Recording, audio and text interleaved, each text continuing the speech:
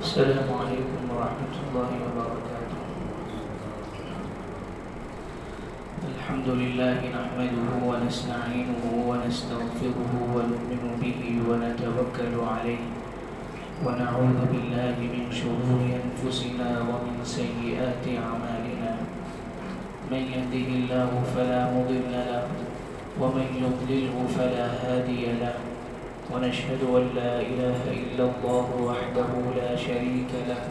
ونشهد أن محمدا عبده ورسوله صلوات الله وسلامه عليه.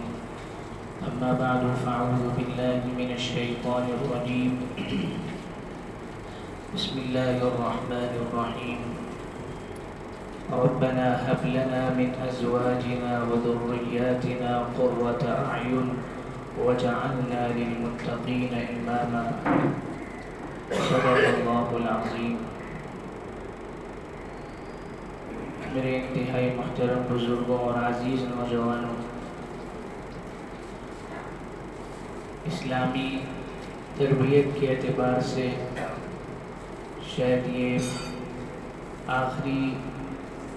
ترتیب کا آخری حصہ ہوگا، کیونکہ اس کے بعد دو جمعے ہیں، اس کے بعد میں پھر بقرعید ہے، تو اس کے حساب سے انشاءاللہ کوشش کی جائے گی. اس سے پہلے آپ حضرات کے سامنے ترقی یافتہ قوموں کی مثال اور قرآن اور حدیث کے اندر اسلامی تربیت کی اہمیت پر روشنی ڈالنے کی کوشش کی گئی تھی کہ انبیاء کرام علیہم السلام نے کس طرح سے اولاد کے آنے سے پہلے ہی اللہ رب العزت سے دعائیں کی ہیں، اور ان کی ازواج مطہرات میں سے بعض کے واقعات ملتے ہیں کہ انہوں نے خوشخبری کے بعد میں دعا کی، جیسا کہ حضرت مریم علیہ السلام کی والدہ محترمہ نے دعا کی تھی، انی نذرت لک ما فی بطنی محررا فتقبل منی انک انت السمیع العلیم. پہلے ہی سے ان کا یہ جذبہ تھا کہ اللہ اگر آپ ان کو لڑکا نصیب فرماتے ہیں تو وہ آپ کی دین کی خدمت کے لیے وقف ہوگا. تو تصور کریں کہ پہلے ہی سے جب اتنی فکر ہوگی تو بعد کی تربیت پر کتنی توجہ دی جائے گی. اور ولادت کے بعد میں فوراً فرمایا تھا کہ انی اعیدها وذریتها من الشیطان الرجیم، کہ میں اس کو اور اس کی آنے والی تمام ذریت کو شیطان مردود سے آپ کی پناہ میں دیتی ہوں. اور یہی تعلیم اللہ کے نبی صلی اللہ علیہ وسلم نے فرمائی، اور بلکہ آپ نے اس مرحلے سے بہت پہلے والے مرحلے میں یہ تعلیم فرمائی کہ جب زوجین آپس میں قریب ہو رہے ہوں تو اس وقت دعا کا اہتمام کریں کہ اے اللہ آنے والی نسل کو، اولاد کو شیطان کے شر سے محفوظ فرما. اور پھر جب وہ مرحلہ شروع ہو جائے خوشخبری کا تو اس مرحلے میں یہ تعلیمات ملتی ہیں، اور خصوصاً جدید جو علماء ہیں انہوں نے اس پر بڑی توجہ دی ہے کہ ماں کے جتنے بھی اعمال ہوں گے اور ماں کی جیسی حلال خوراک ہوگی، اور جو مرحلہ ہے پورا 9 مہینے کا، اس میں جتنا زیادہ ماں خیال رکھے گی اپنے اعمال کا، اپنی پاکیزگی کا اور غذا کا، وہ سارا اثر بچے کے اوپر براہ راست پڑے گا. اور پھر ولادت کے بعد فوراً اللہ کے نبی صلی اللہ علیہ وسلم نے تعلیم دی، اور حضرت حسن بن علی کرم اللہ وجہہ کے کان میں آپ نے اذان دی تو آتے ہی فوراً توحید کی، رسالت کی فکر کرنا، اور دنیا میں آتے ہی بچے کے کان میں اذان کہنا، اقامت کہنا. اور پھر اللہ کے نبی صلی اللہ علیہ وسلم کی سنت سے یہ بات ثابت ہے، اور آپ نے حضرت حسن بن علی کرم اللہ وجہہ کے ساتھ بھی یہ عمل فرمایا تھا کہ ولادت کے بعد میں تحنیک کا عمل کیا جانا چاہیے۔ تحنیک کہتے ہیں کہ کھجور وغیرہ کو منہ میں لے کر کے چبانا اور اس کے بعد میں اس بچے کو اس کو چبانا۔ تو کسی بھی اللہ والے کے پاس، کسی بھی عالم ربانی کے پاس بچے کو لے جا کر اس کی خدمت میں پیش کر کے اس سے تحنیک کروانا، اور پھر جب تقریباً 1 ہفتہ گزرے تو پھر اس کے بال منڈوا کر اور اس کے بقدر چاندی صدقہ کرنا، اور اگر لڑکا ہے تو 2 بکرے عقیقے میں کروانا، اور اگر لڑکی ہے تو 1 بکرا عقیقے میں کروانا، اور ناموں میں بڑا خیال رکھنا۔ اس وقت یہ بڑا مسئلہ بنا ہوا ہے، حالانکہ اللہ کے نبی صلی اللہ علیہ وسلم نے اس کا بڑا اہتمام فرمایا۔ آپ کسی سے پوچھتے تھے کہ نام کیا ہے، اگر وہ نام کچھ ایسا بتاتے تھے جس کے معنی خطرناک ہوتے تھے یا اچھے معنی نہیں ہوتے تھے تو آپ فوراً اس کا نام تبدیل فرماتے تھے۔ ناموں کا بھی بڑا انسان کی شخصیت پر، اس کی پرسنالٹی پر اثر پڑتا ہے۔ ایک صاحب سے آپ نے پوچھا کہ بھئی کیا نام ہے، انہوں نے کہا عبدالشر، تو آپ نے ان کا نام تبدیل کیا، یعنی عبدالشر کا مطلب یہ ہے کہ شر کا بندہ۔ اور اسی طرح کسی کا نام حرب ہے، جنگ، تو ظاہر سی بات ہے کہ اس نام کا اثر اس کی پرسنالٹی پر پڑے گا، جہاں صلح کرنی ہوگی وہاں بھی وہ جنگ ہی کرے گا، کہ اس کا نام ہی ایسا ہے۔ تو حدیث میں یہ آتا ہے کہ قیامت کے دن تم کو تمہارے ناموں کے ذریعے سے بلایا جائے گا، تو اس لیے ناموں کے انتخاب میں ہمیں بڑا خیال کرنا چاہیے۔ اور جو دیگر ذرائع ہیں، یعنی جو اچھی کتابیں لکھی گئی ہیں اسلامی ناموں کے سلسلے میں، یا کسی عالم کے پاس، کسی اللہ والے کے پاس جا کر نام رکھوانے کے علاوہ اور جو بہت سارے راستے ہیں، کہیں سے بھی سن لیا، کسی بھی جگہ سے نام سن لیا اور وہ کوئی بامعنی نام نہیں ہے، کوئی میننگ فل نام نہیں ہے، کسی بھی قوم کا میں استعمال کیا جانے والا نام ہے، اس کو استعمال کرنا یہ بہتر نہیں ہے، مناسب عمل نہیں ہے، کیونکہ اسلام کی یہی خصوصیت ہے کہ کوئی بھی ایسا زندگی کا مرحلہ نہیں ہے جہاں پر ہمیں کسی دوسری طرف دیکھنا پڑے۔ اسلام کا معاملہ یہ ہے کہ ہر جگہ پر پہلے ہی سے اللہ رب العزت نے رہنمائی فرما رکھی ہے، اللہ کے نبی صلی اللہ علیہ وسلم تعلیمات دے چکے ہیں۔ میں سمجھتا ہوں کہ یہ بہت بڑی ناشکری کی بات ہوگی اور بڑی ناقدری کی بات ہوگی کہ ایک مسلمان، ایک اسلام کا ماننے والا، جس کی اپنی ایک تہذیب ہے، اپنا کلچر ہے، اپنی ثقافت ہے، اس کے باوجود وہ غیروں کی طرف دیکھے اور غیروں کے طریقوں کو اختیار کرے یا غیروں کی کسی بھی چیز کو اپنائے۔ یہ اس وقت ہو سکتا تھا کہ بھئی جب ہمارے پاس اپنا کچھ نہ ہوتا تو ہم دوسروں سے لیتے، بلا وجہ ہم کیوں کسی قوم کے سامنے ہاتھ پھیلائیں اور ان کی چیزوں کو ہم اختیار کریں، یہ بہتر نہیں ہے۔ بلکہ اللہ کے نبی صلی اللہ علیہ وسلم نے صاف فرمایا کہ بہترین ناموں کا انتخاب کرو، اور اللہ رب العزت کو عبداللہ اور عبد الرحمن اور اس طرح کے نام بہت پسند ہیں، اور جب نام رکھے جائیں تو اس کا خیال کیا جائے کہ ایسا تو نہیں ہے کہیں وہ اللہ رب العزت کے صفاتی نام ہوں، اسماء حسنہ میں سے ہوں، اور وہ نام ہم رکھ لیں اور بغیر عبد کے لفظ کے ہم اس کو استعمال کریں۔ مثال کے طور پر ماجد، عبد الماجد، یہ صحیح اس کا نام ہے۔ عبد الرحمن، یہ پورا نام لینا چاہیے۔ اس طرح کے بہت سارے ایسے نام ہیں، جیسے حلیم ہے اور کریم ہے، اور اس طرح کے بہت سے ایسے نام ہوتے ہیں جن کو بغیر عبد کے لگائے ہوئے استعمال کرتے ہیں۔ کریم کہہ رہے ہیں اور حلیم کہہ رہے ہیں، یہ اللہ رب العزت کی صفات ہیں، اس لیے ہمیں اس کا خیال کرنا چاہیے کہ وہ نام پورا لیں اور پورا نام رکھیں۔ عبد الباری، عبد الباسط، عبد الکریم، عبد الرحیم، کیونکہ یہ اللہ رب العزت کے اسماء حسنہ میں سے ہے، اللہ رب العزت کی صفات میں سے ہے، اس لیے نام رکھنے کے وقت بھی اسی طرح سے نام رکھنا چاہیے اور نام لینے کے وقت بھی اسی طرح سے مکمل نام لینا چاہیے۔ اس کے بعد میں جب بچہ تھوڑا بڑا ہوتا ہے تو عام طور پہ یہ دیکھا جاتا ہے کہ اس کو بہلانے کے لیے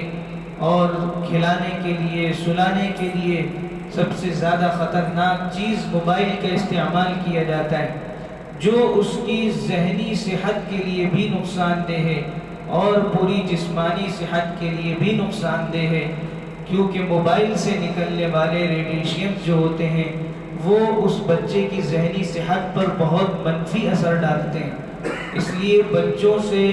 موبائل کو بہت دور رکھنا چاہیے۔ ہمیں سوچنا چاہیے کہ دنیا لاکھوں سال سے آباد ہے، بچے اس وقت بھی رو رہے تھے، بچوں کو اس وقت بھی بہلایا جاتا تھا، بچوں کو اس وقت بھی کھلایا جاتا تھا، لیکن آج ایسی کون سی مصیبت ہے کہ بچوں کو پہلے ہی سے ہم اس خطرناک چیز کا عادی بنا دیتے ہیں، جس کی وجہ سے ان کی صحت، جسمانی صحت بھی برباد ہوتی ہے اور روحانی صحت بھی برباد ہوتی ہے، اور بعد میں اس کا یہ نتیجہ نکلتا ہے کہ پھر بچہ اس کا ایسا عادی ہوتا ہے کہ بغیر اس کے نہ وہ کھاتا ہے اور بغیر اس کے نہ وہ سوتا ہے۔ یہ بات کہنے اور سننے میں بڑی آسان معلوم ہوتی ہے، لیکن اس کے نتائج بڑے ہی خطرناک ہوتے ہیں۔ اس وقت یہ معاملہ ہو چکا ہے کہ کتنا ہی موبائل کے استعمال کرنے میں احتیاط برتی جائے، لیکن بد نگاہی سے بچنا تقریباً ناممکن ہو چکا ہے۔ پہلے یہ معاملہ تھا کہ جو الگوریدم ہوتا ہے اور آپ جس طرح سے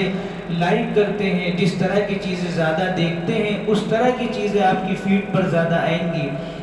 لیکن چونکہ ان کا معاملہ یہ ہے کہ انہیں بے حیائی کو عام کرنا ہے، تو اس لیے اب کتنے بھی دینی پروگرام دیکھے جائیں، لیکن بیچ بیچ میں وہ چیزیں ایسی آئیں گی جس سے آنکھوں کا نور متاثر ہوگا، جس سے بے حیائی انسان کے اندر پیدا ہوگی۔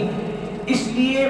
یہ اب تصور کرنا اور یہ سوچنا کہ ہم بہت احتیاط کے ساتھ بچوں کے ہاتھ میں موبائل دیں گے، بہت نگرانی کے ساتھ موبائل دیں گے، یہ چیز تقریباً اب ناکام ہوتی نظر آ رہی ہے۔ اگر بچے کے ہاتھ میں موبائل ہے، کتنی ہی نگرانی کی جائے، اس کا اخلاق، اس کا کردار محفوظ نہیں رہ سکتا۔ اس لیے اس کا خیال کرنا چاہیے کہ ہم سورہ فاتحہ پڑھتے ہوئے سلائیں، بچوں کو ہم درود پڑھتے ہوئے سلائیں، اور اگر ہمیں ترنم کے ساتھ کچھ پڑھنا آتا ہے تو ہم درود پڑھیں، نعت پڑھیں، لیکن اس کے علاوہ کوئی اور چیز بچوں کو سلانے کے لیے اور بہلانے کے لیے پڑھنا یہ بہتر نہیں ہے، اور خصوصاً موبائل میں کوئی بھی چیز لگا کر کے سلانا یہ بھی بہتر نہیں ہے۔ جب بچہ تھوڑا اور بڑا ہونے لگے اور کچھ اس کے اندر سوجھ بوجھ پیدا ہو تو پھر اس کو انبیاء کے واقعات سنائے جائیں، اور اگر بچی ہے تو صحابیات کے واقعات سنائے جائیں اور ان کو اسلامی واقعات سنائے جائیں، صحابہ کرام کی قربانیاں سنائی جائیں، ان کے اندر ہمت، ان کے اندر صبر، ان کے اندر قربانی کا جذبہ، ان کے اندر برداشت، ان کیفیات اور صفات کو پیدا کرنے کے لیے ضروری ہے کہ بچپن سے اسی طرح کے واقعات ان کو سنائے جائیں، ان کے سامنے پڑھا جائے۔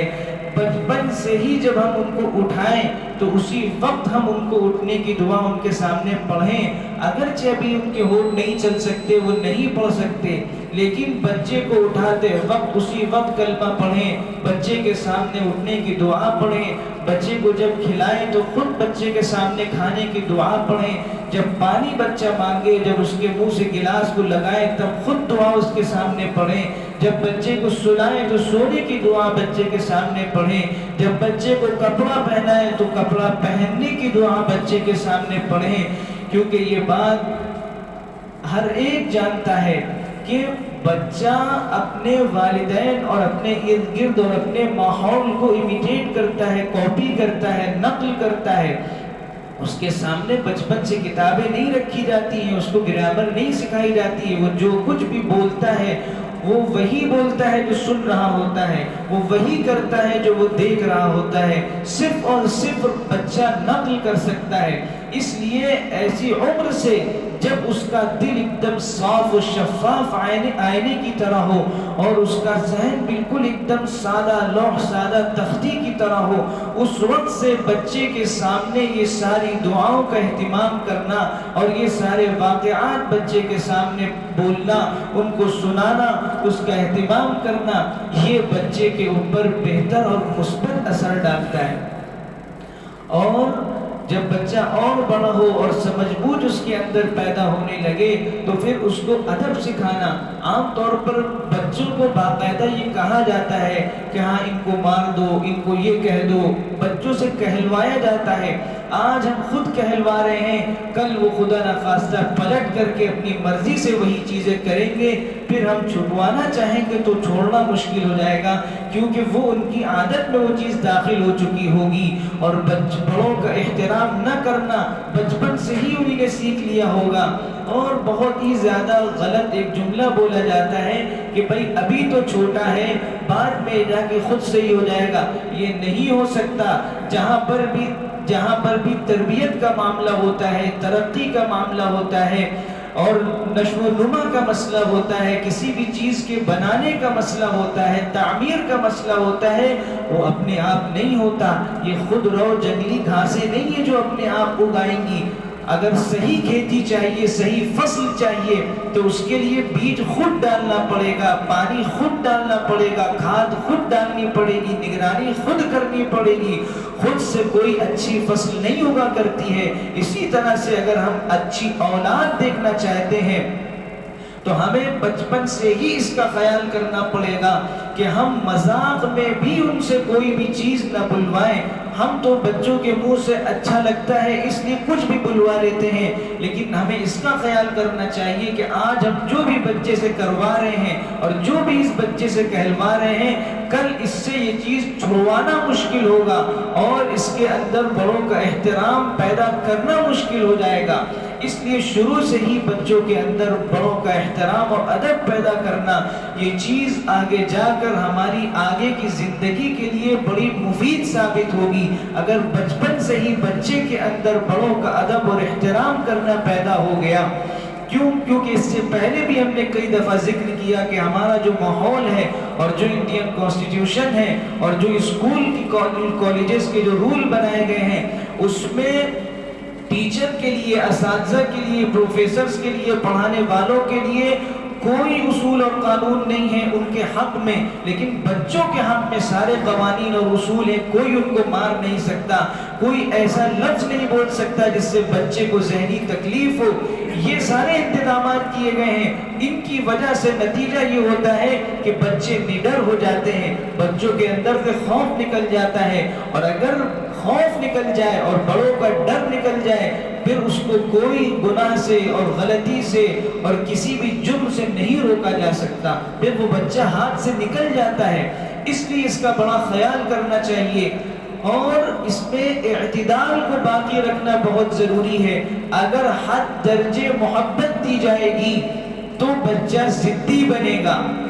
ہر خواہش کو پورا کیا جائے گا تو بچہ ضدی بنے گا۔ کچھ خواہشات کو پورا بھی کیا جائے، کچھ میں اس کو سمجھا دیا جائے، اور اتنی محبت، اتنی زیادہ شفقت کرنا کہ کسی بھی چیز پہ اس کو ٹوکنا نہیں، روکنا نہیں، منع نہیں کرنا، بلکہ اگر ماں اس کا خیال کر رہی ہے کہ اس کو سمجھا رہی ہے، تنبیہ کر رہی ہے، تو بسا اوقات والد روکتے ہیں، اور کبھی والد تنبیہ کر رہے ہوں تو والدہ روک دیتی ہیں۔ یہ دونوں بظاہر شفقت کر رہے ہیں لیکن اصل میں در حقیقت اس کے لیے یہ عمل نقصان دہ ہے۔ دونوں میں سے، والدین میں سے کسی ایک کو ایک ڈاکٹر اور سرجن کی طرح ہونا چاہیے کہ جہاں پر تنبیہ کی ضرورت پڑے وہاں پر اس کی تنبیہ کی جائے، اور والدین میں سے کسی ایک کو شفقت کا معاملہ ہمیشہ رکھنا چاہیے زیادہ تر، اور کسی ایک کو ایسا معاملہ اپنا رکھنا چاہیے کہ اس کے اندر والد کا یا والدہ کا کسی ایک کا کم سے کم رعب اس کے اندر پیدا ہو، کسی ایک کا خوف اس کے اندر رہے، کسی ایک کا ڈر اس کے اندر رہے کہ جیسے ہی ماں والد کا حوالہ دے تو بچہ اس عمل سے رک جائے، یا والد ماں کا حوالہ دے تو بچہ اس عمل سے رک جائے. ورنہ اگر دونوں شفقت کریں گے تو پھر بچہ بگڑے گا، اس کے علاوہ کوئی اور شکل نہیں ہے. اور خدا نہ خواستہ اگر دونوں سخت ہو گئے تو پھر بچہ ڈپریشن میں جائے گا، ٹینشن میں جائے گا، مایوسی کی کیفیت اس کے اوپر طاری ہوگی، ماں باپ کی محبت اس کے اندر پیدا نہیں ہوگی. اس لیے اس کا خیال کرنا چاہیے کہ پہلی مرتبہ میں ہر غلطی پر مارنا پیٹنا اور برے الفاظ کہنا اور دوستوں کے سامنے اس کو ذلیل کرنا یا رشتہ داروں کے سامنے اس کو ٹوکنا یہ بہتر نہیں ہے. ایک جانور کو بھی اپنی عزت نفس بڑی عزیز ہوتی ہے، تو اسی طرح سے اولاد کو بھی اپنی عزت نفس بڑی عزیز ہوتی ہے، وہ کتنا ہی چھوٹا ہو. اس لیے اس کا خیال کرنا کہ جب اس سے پہلی دفعہ غلطی ہو تو اس کو پیار سے، محبت سے، شفقت سے اکیلے میں سمجھائیں، کسی کے سامنے نہ ٹوکیں اور عادت ڈالنے کی کوشش کریں. ایک مرتبہ میں بچہ اس کا عادی نہیں بنے گا. مثال کے طور پر سلام کی عادت ڈالنا ہے، اس کو سکھائیں کہ بھئی جب بھی گھر میں داخل ہو تو سلام کر کے داخل ہو، جب گھر سے باہر نکلے تو سلام کر کے نکلیں. اب ظاہر سی بات ہے کہ وہ بچہ ہے، کھیلتا وہ آئے گا بغیر سلام کے داخل ہو جائے گا. پھر اس کو سمجھائیں کہ نہیں بیٹا، جب گھر میں داخل ہوتے ہیں تو سلام کرتے ہیں، اس سے اللہ کی رحمتیں آتی ہیں، ہمیں 30 نیکیاں ملتی ہیں. ان کو بچوں کو فضائل بتا کر، ترغیب دے کر کے ان کے اندر شوق پیدا کریں. لیکن پھر بھی اگر وہ اس کا خیال نہیں کر رہا ہے تو اب تیسری چوتھی دفعہ میں اس کو دروازے پر روک دیں، اس کو واپس بھیجیں. اب کہیں دروازے سے واپس پھر داخل ہو اور سلام کر کے داخل ہو. اس طرح سے جب عملی طور پر اس کو سمجھایا جائے گا، اس کی عادت ڈالی جائے گی، تو پھر کل جا کر کے وہ اس کا عادی بن جائے گا. اس کے خلاف اگر کوئی چیز ہوگی تو پھر اس کو وہ اچھی نہیں لگے گی. جب بچہ اور بڑا ہو، تقریباً 7 سال کی عمر کو پہنچے، تو اللہ کے نبی صلی اللہ علیہ وسلم نے فرمایا کہ مروا اولادکم بالصلاۃ وهم ابناء 7، کہ جب بچے 7 سال کے ہو جائیں تو ان کو نماز کا حکم دو. بچوں کو اپنے سامنے رکھے، جب آپ نماز پڑھ رہے ہو تو وہ آپ کو نماز پڑھتے ہوئے دیکھ رہے ہوں. اور جب 7 سال سے 10 سال کے تقریباً ہو جائے، جس میں یہ کہا گیا کہ وَضْرِبُوهُمْ عَلَيْهَا وَهُمْ أَبْنَاءُ 10، جب 10 سال کے ہو جائیں پھر نماز چھوڑے ہیں تو ان کو ہلکی مار مارو. وہ عمر ایسی ہوتی ہے 7 سے 10 سال کے بیچ کی کہ جس میں بچے کے اندر سمجھ بوجھ پیدا ہو جاتی ہے، مسجد کا احترام وہ کر سکتا ہے. اس عمر میں اپنے ساتھ اس کو مسجد میں لے کر کے آئیں اور ان کو اس کا عادی بنائیں، پابند بنائیں، اپنے ساتھ مسجد لے کر کے آئیں، اپنے ساتھ مسجد سے لے کر کے جائیں اور گھر کے اندر ترغیب کرتے رہیں. بچیوں کو بھی نماز کی ترغیب کریں. اور اس کا سب سے اچھا راستہ یہ ہے کہ ہم خود اپنے اوقات کو مقرر کر کے، والدین میں سے ماں کو سب سے زیادہ یا بہن ہیں جو بھی گھر کے اندر بڑے ہیں، ایک جگہ گھر کے اندر مقرر کر کے مقررہ وقت پر نماز کا اہتمام کریں. بچے جب اپنے والدین کو نماز کا اہتمام کرتے ہوئے دیکھیں گے تو پھر آگے جا کر کے ان کا بھی یہی مزاج بنے گا کہ جب تک وہ خود نماز نہیں پڑھ لیں گے تب تک کہ ان کو سکون نہیں ملے گا. اور اس عمر میں یہ فرمایا گیا کہ ان کے بستروں کو الگ کر دو، یعنی سگے بھائی بہنوں کے بستروں میں فرق ہونا چاہیے. ایک ہی بیڈ پر سارے لوگوں کو، ایک ہی چادر میں سارے بچوں کو سلانے سے احتیاط کرنی چاہیے. حدیث میں اس کی ترغیب دی گئی کہ ان کے بستروں کو جتنا ہو سکے الگ کر دیا جائے.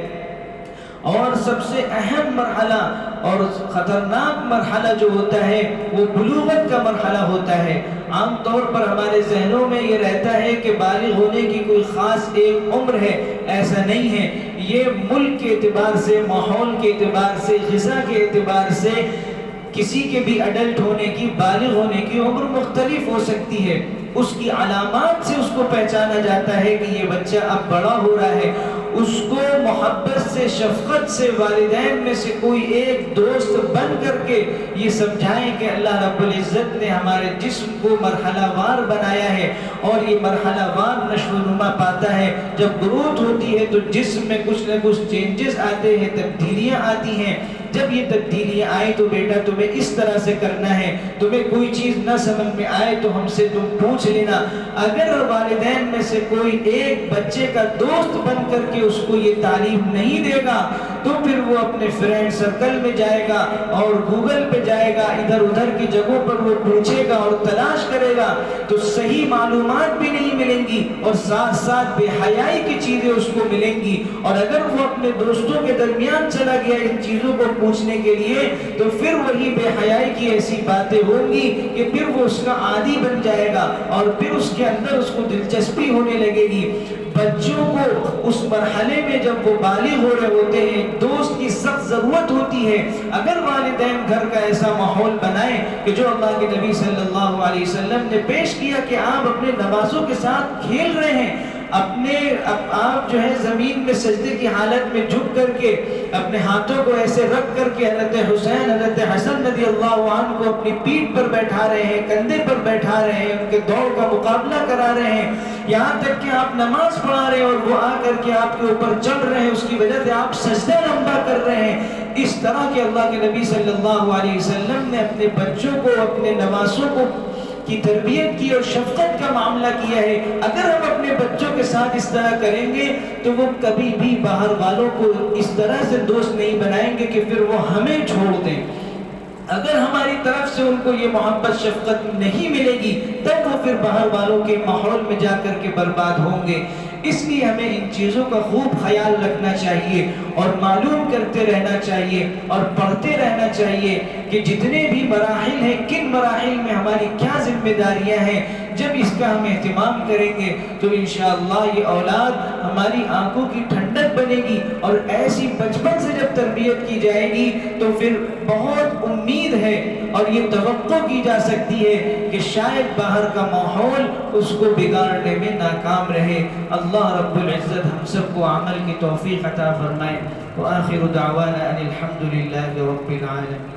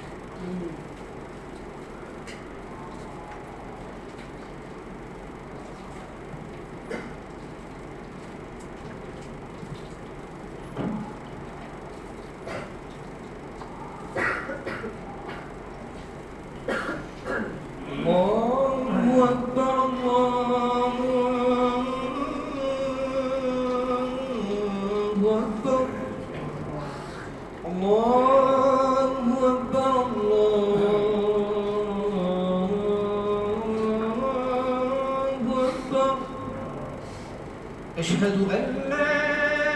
إله إلا الله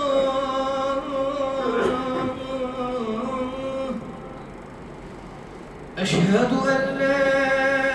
إله إلا الله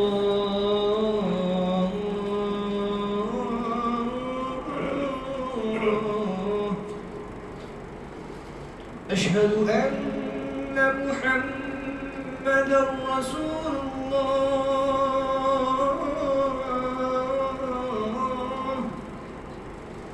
أشهد أن محمدًا رسول الله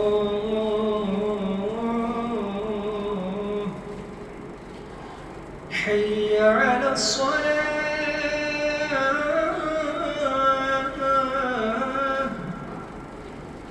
حي على الصلاة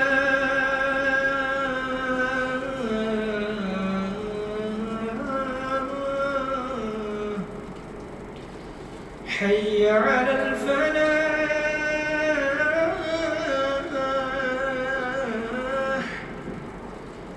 حي على الفلاح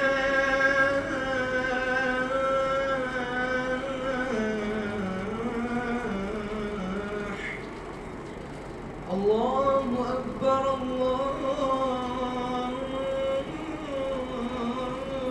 أكبر لا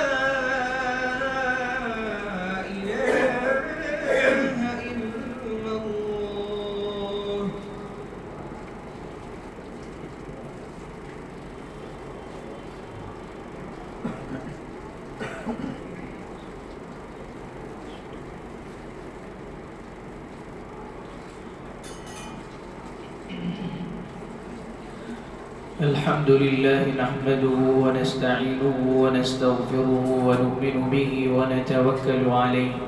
ونعوذ بالله من شرور أنفسنا ومن سيئات أعمالنا من يهده الله فلا مضل له ومن يضلله فلا هادي له ونشهد أن لا إله إلا الله وحده لا شريك له ونشهد أن محمدًا عبده ورسوله صلوات الله وسلامه عليه أما بعد فيا أيها الناس أولا أوصيكم ونفسي المقصرة بتقوى الله عز وجل فإن التقوى هي ملاك الحسنات وبالتقوى يزداد الإنسان قربا ومنزلة عند الله سبحانه وتعالى والتقوى هي السلاح الوحيد الذي يتسلح به المرء المؤمن في معركة الحياة التي تدور بين أهل الحق والباطل أيها الإخوة المؤمنون إننا لنعلم أن الله عز وجل خلق وبرأ وذرأ وأنشأ هذا الكون بقدرته القاهرة الظاهرة وآتانا كل شيء كما قال الله عز وجل في القرآن المجيد وآتاكم من كل ما سألتموه وإن تعدوا نعمة الله لا تحصوها فلا بد لنا أن نفكر لماذا خلق الله هذا الكون ولماذا خلق الله عز وجل الموت والحياة ولماذا خلقنا الله عز وجل في هذه الدنيا وبعثنا فيها فقال الله عز وجل الذي خلق الموت والحياة ليبلوكم أيكم أحسن عملا وقال الله عز وجل وما خلقت الجن والإنس إلا ليعبدون وكما قال ربعي بن عامر صحابي رسول الله صلى الله عليه وسلم أمام رستم حينما سأله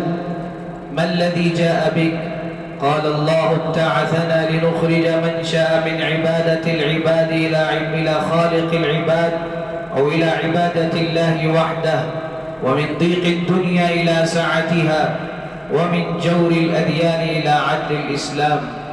فلا بد لنا أولا أن نوحد الله سبحانه وتعالى في أسمائه وفي صفاته وفي أفعاله وفي ذاته، وثانيا أن نعبد الله سبحانه وتعالى. وكذلك ألقيت علينا مسؤولية الأمر بالمعروف والنهي عن المنكر، كما ظهر هذه المسؤولية وكما أظهر هذه المسؤولية صحابي رسول الله صلى الله عليه وسلم أمام رستم، أن ندعو الناس إلى توحيد الله سبحانه وتعالى وإلى إطاعة الرسول صلى الله عليه وسلم وإلى عبادة الله وحده. فإن أدينا هذه المسؤولية التي ألقيت على كواهلنا فإن شاء الله ننجح ونفوز في هذه الدنيا وفي الآخرة، كما قال الله عز وجل: فمن زحزح عن النار وأدخل الجنة فقد فاز وما الحياة الدنيا إلا متاع الغرور. أقول قولي هذا وأستغفر الله لي ولكم ولسائر المسلمين من كل ذنب فاستغفروه إنه هو الغفور الرحيم.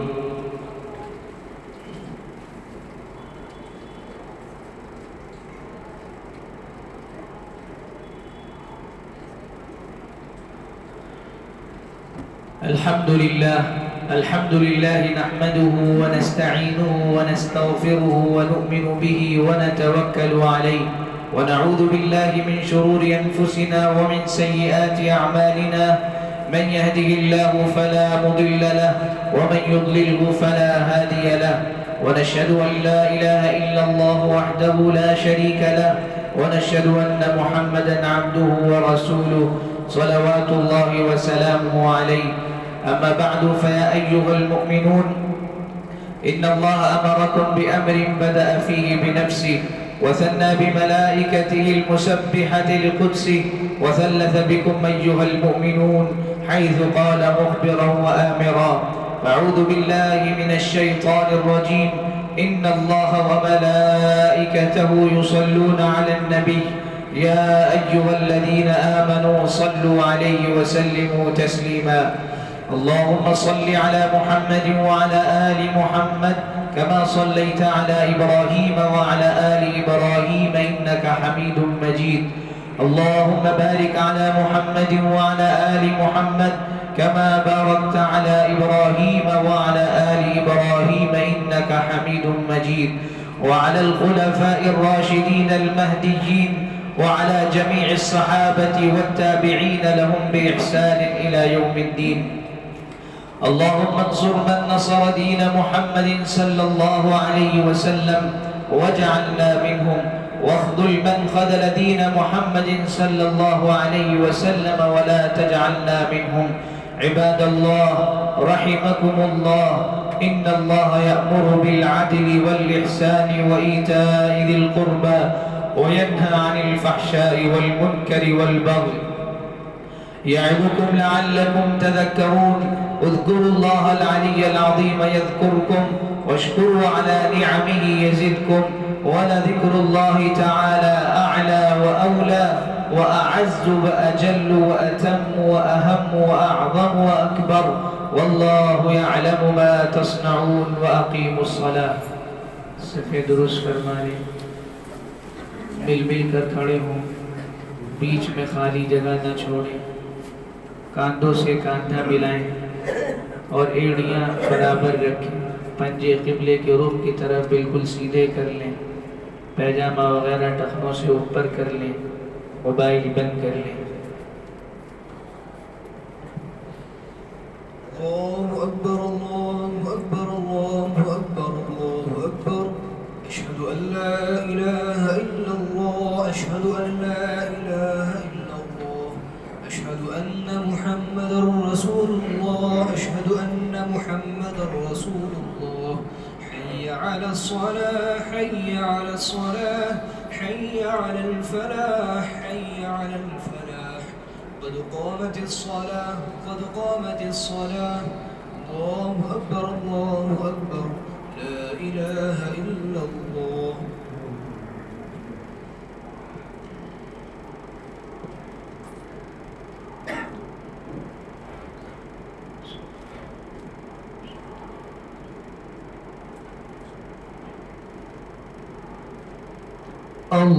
الله أكبر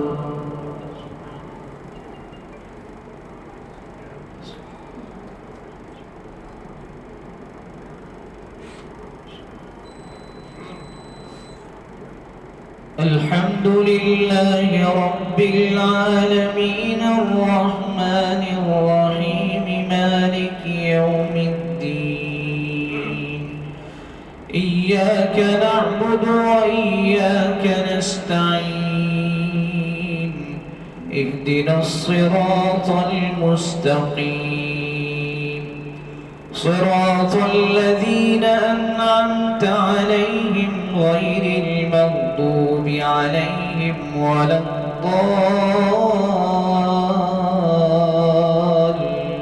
الضالين إن في خلق السماوات والأرض واختلاف الليل والنهار لآيات لأولي الألباب الذين يذكرون الله قياما وقعودا وعلى جنوبهم ويتفكرون في خلق السماوات والأرض ربنا ما خلقت هذا باطلا سبحانك فقنا عذاب النار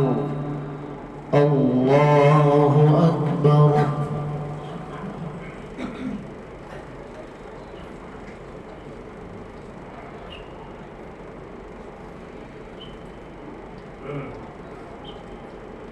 سمع الله لمن حمده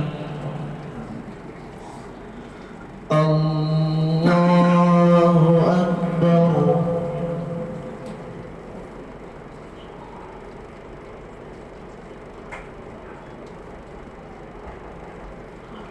الله أكبر الله أكبر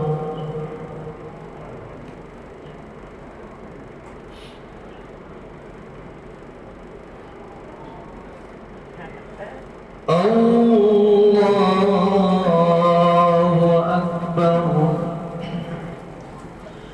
الحمد لله رب العالمين الرحمن الرحيم مالك يوم الدين إياك نعبد وإياك نستعين اهدنا الصراط المستقيم صراط الذين أنعمت عليهم غير المغضوب عليهم ولا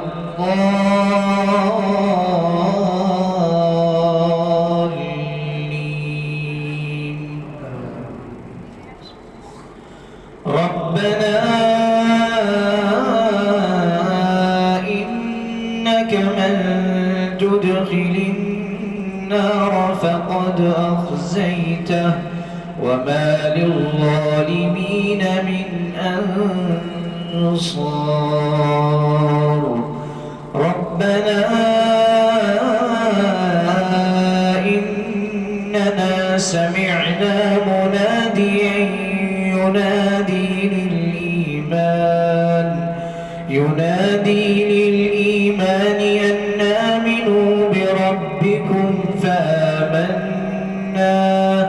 ربنا فاغفر لنا ذنوبنا وكفر عنا سيئاتنا وتوفنا مع الأبرار ربنا وآتنا ما وعدتنا على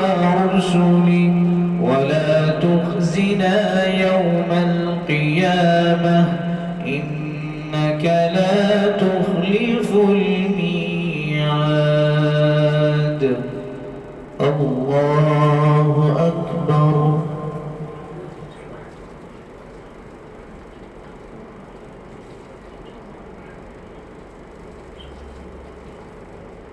سمع الله لمن حمده. الله أكبر.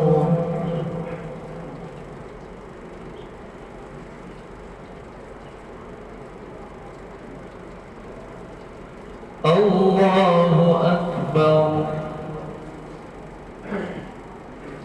الله أكبر.